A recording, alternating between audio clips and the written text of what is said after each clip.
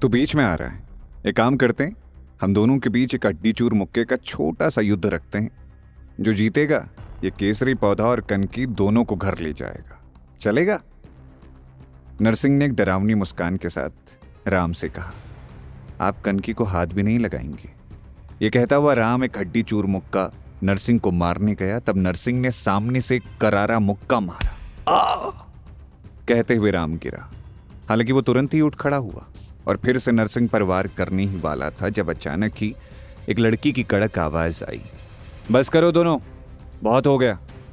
राम रुका और नरसिंह ने भी पीछे मुड़ के देखा। एक 20 साल की बहुत ही सुंदर सी लड़की खड़ी थी।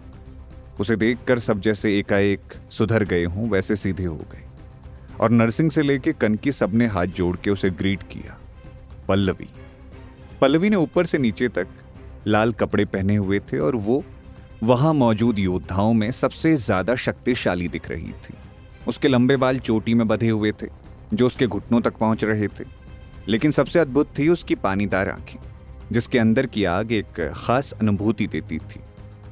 ये पल्लवी राजशेखर हवेली में अभ्यास कर रही पल्लवी से थोड़ी अलग थी, क्योंकि इस पल्लवी को देखकर ऐसा लगता था कि जैसे ये कभी किसी का बाल भी बांका नहीं कर सकती।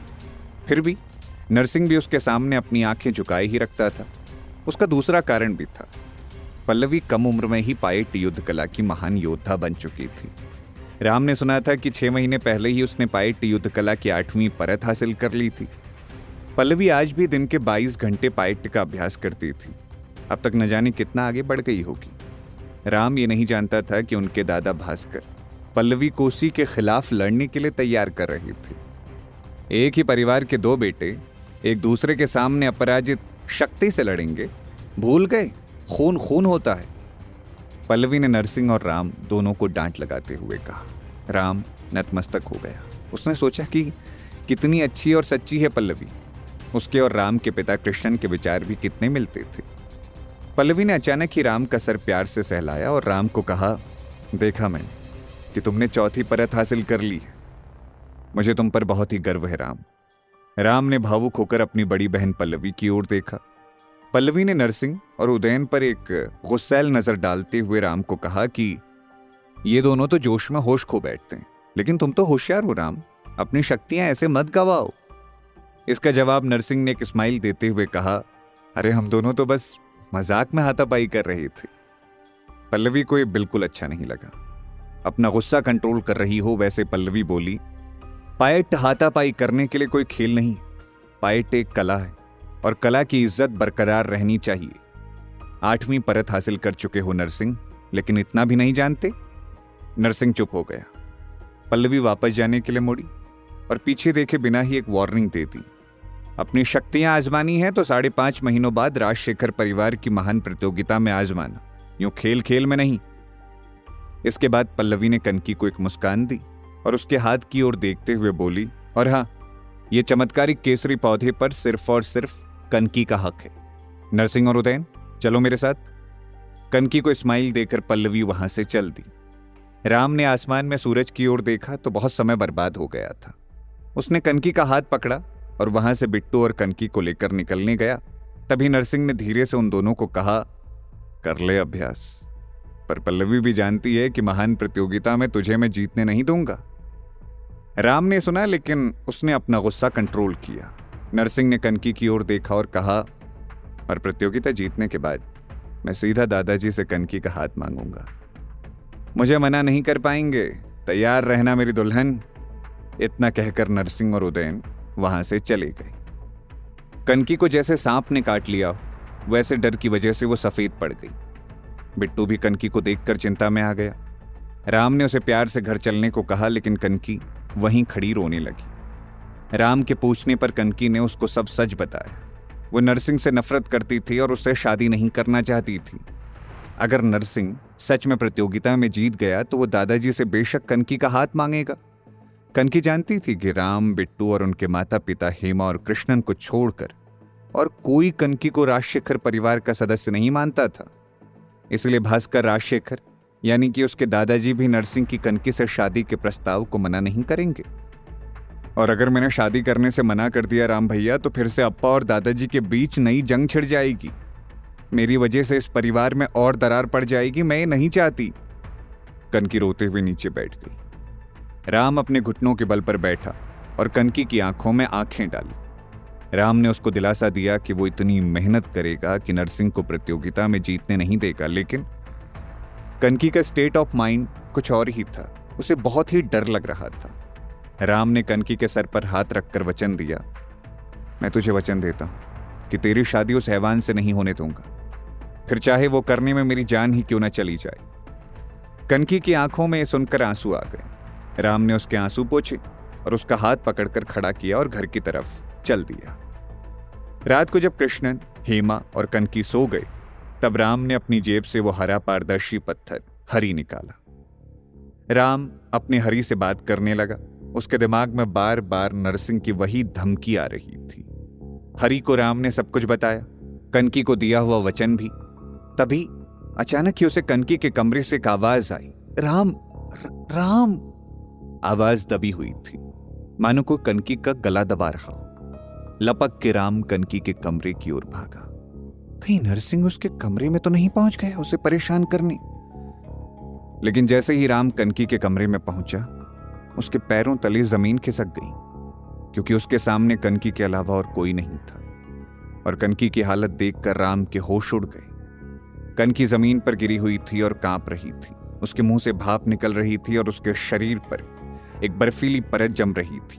नहीं, ये तो बर्फीली ठंडी। राम अपना वाक्य खत्म करने को भी नहीं रुका और आसपास से 3-4 ब्लैंकेट निकाल के सबके सब कनकी पर डाल दिए। अप्पा कहते हुए राम कृष्णन को उठाने गया, लेकिन कनकी ने कांपते हुए रुक रुक के बोला, मत छोड़ो, अकेला मत छोड़ो, मर जाऊंगी। कनकी के शरीर पर बर्फ की परत धीरे धीरे पैरों से लेकर उसके सर तक फैल रही थी, इसलिए वो ठीक से बोल भी नहीं पा रही थी। उसे डर था कि राम कृष्णन को बुलाने जाएगा, तब तक वो मर न जाए। बर्फीली ठंडी। वैसे तो ऐसा रोग कहीं किसी को नहीं था, लेकिन जब से कनकी इस घर में आई थी, महीने में 1 आध बार ये रोग उसे लग जाता था। कोई लक्षण भी नहीं होते थे। अचानक से ही कनकी को ठंड लगने लगती थी। कुछ ही पलों में ठंड इतनी बढ़ जाती थी कि उसके शरीर के ऊपर बर्फ की परत जमा होने लगती थी। धीरे धीरे उसकी सांसें फूलने लगती थी। हर बार डर रहता था कि अगर ये बर्फीली ठंडी उसके शरीर के अंदर घुस गई तो उसके शरीर के पुर्जे भी बंद पड़ने लगेंगे। कनकी की ऐसी कौन सी बीमारी थी, इसके बारे में करूर गांव में कोई भी वैद्य पता नहीं कर पाया था। दवाई उस रोग की होती है जिसके कुछ लक्षण हो। इस बीमारी होने का कोई लक्षण समझ में ही नहीं आता था, और इसलिए इस बर्फीली ठंडी का कोई इलाज भी नहीं था।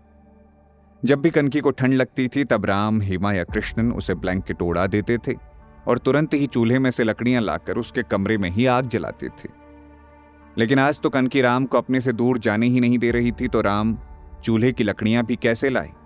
एक ही तरीका था, अपनी बहन के शरीर पर बर्फ की परत को पिघलाने के लिए राम भी जमीन पर लेट गया और कनकी को अपनी बाहों में भर लिया। नहीं नहीं, कनकी ने राम को रोकना चाहा।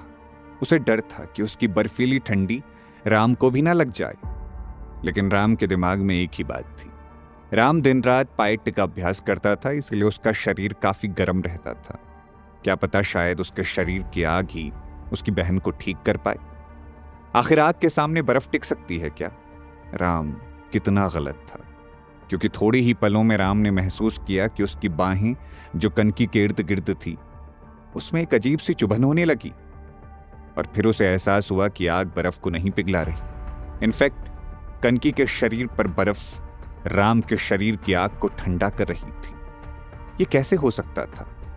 फिर वो हुआ जिसका कनकी को पहले से डर था। राम के शरीर पर भी बर्फ की परत जमने लगी। अब राम और कनकी दोनों लाचार होने लगे। अप्पा, अप्पा! राम कृष्णन को आवाज देने गया, पर ठंड उसके गले तक पहुंच चुकी थी। बर्फीली परत राम के बाकी अंगों पर जल्द ही फैलने लगी।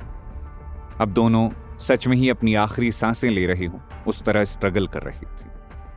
कनकी ने इस स्ट्रगल के बीच अपने भाई की ओर देखा और रोने लगी। हालांकि दोनों का खून का रिश्ता नहीं था, फिर भी राम कनकी को अपनी सगी बहन से भी ज्यादा प्यार करता था और अभी उसकी जान बचाने खुद की जान दांव पर लगा दी थी। दोनों की आंखें बंद हो रही थी और दोनों के शरीर जवाब दे ही रहे थे। तभी वहां से दूर अचानक ही राजशेखर हवेली में एक अनोखी घटना हुई। पल्लवी राजशेखर सोई हुई थी, लेकिन वो अपने हाथ में उस लाल पत्थर को पकड़े हुए सो रही थी। वही लाल पत्थर जो राजशेखर हवेली के नीचे वाली गुफा में था। उसके दादाजी भास्कर मानते थे कि वो लाल पत्थर को हथेली में दबा के सोने से पल्लवी की शक्तियां दुगुनी हो जाती थी। इस बात में सच्चाई थी, लेकिन फिलहाल पल्लवी गहरी नींद में थी। वो नहीं जानती थी कि राम की जान खतरे में थी। अचानक ही पल्लवी के हाथ में रखे लाल पत्थर में से एक हरी रोशनी निकली और सोई हुई पल्लवी का पूरा शरीर जैसे चमकने लगा। ऐसा लग रहा था कि राम के शरीर में बर्फ की परत थी तो पल्लवी के शरीर में आग की। लेकिन पल्लवी को कुछ पता नहीं चल रहा था। अचानक ही एक ही झटके में पल्लवी के शरीर की सारी आग वो लाल पत्थर में समा गई और राम के घर उसी क्षण अचानक ही कनकी ने राम की छाती पर एक अद्भुत गर्माहट महसूस की।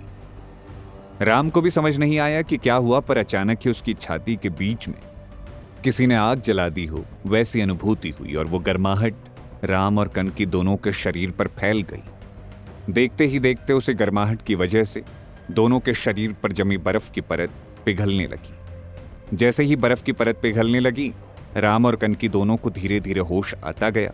थोड़े ही पलों में दोनों के शरीर में से बर्फीली ठंड पूरी तरीके से निकल गई और दोनों ने अपनी आंखें खोली। राम का हाथ तुरंत ही अपनी छाती पर गया और उसने अपने कपड़ों के अंदर नजर डालते हुए देखा कि ऐसा क्या था जिसने उन दोनों की जान बचाई। जान बचाई थी हरी ने, वो हरे पारदर्शी पत्थर। ठंड की वजह से वो पत्थर खिसक कर राम की छाती के पास पहुंच गया था और जैसे ही बर्फीली ठंडी ने राम के शरीर पर कब्जा जमाया, हरी ने अपना चमत्कार दिखाया। हालांकि राम एक बात नहीं जानता था कि इसमें पल्लवी के लाल पत्थर का भी हाथ था। राम की आंखों को यकीन नहीं हुआ। हरी हल्का हल्का चमक भी रहा था। एक सुंदर सा लाल रंग का प्रकाश उसमें से निकल रहा था। राजशेखर हवेली में पल्लवी ने करवट बदली और उसके हाथ से वो लाल पत्थर गिरा और उस लाल पत्थर में सुंदर सा हरे रंग का प्रकाश निकल रहा था। क्या रिश्ता था लाल और हरे पत्थर का? लाल पत्थर की गर्मी हरे पत्थर तक कैसे पहुंची? कुछ तो था जो ना तो पल्लवी जानती थी और ना ही राम जानता था। क्या देख रहे हो? कनकी ने बैठते हुए पूछा। राम ने तुरंत हरी को फिर से अपनी जेब में छुपाया और कनकी की ओर मुड़ा। तो ठीक है ना कनकी? राम ने उसके प्रश्न को इग्नोर करते हुए पूछा। कनकी ने धीरे से कहा, मैं ठीक हूं भैया। इतना कहते हुए कनकी पलंग पर लेट गई। राम ने उसे ब्लैंकेट ओढ़ा दिया और भागकर अपने कमरे में पहुंचा। फिर अचानक ही राम ने पत्थर पर कुछ महसूस किया। उसने देखा तो उसकी आंखें चौंधिया गई, क्योंकि हरी में से निकल रहे थे मोती। 3 अद्भुत सुंदर सफेद मोती जो बिल्कुल ही कनकी के शरीर की तरह ठंडे थे। ये मोती प्रतीक थे अपराजित शक्ति के। तो क्या राम के शरीर में अपराजित शक्ति का संचार हो रहा था, वो भी इतनी जल्दी? अभी तो उसने 5वीं परत भी हासिल नहीं की थी। क्या रिश्ता था दोनों पत्थरों का? जानने के लिए सुनते रहिए शुद्धिपुरम, अ मिस्टीरियस किंगडम, सिर्फ पॉकेट FM ऐप पर।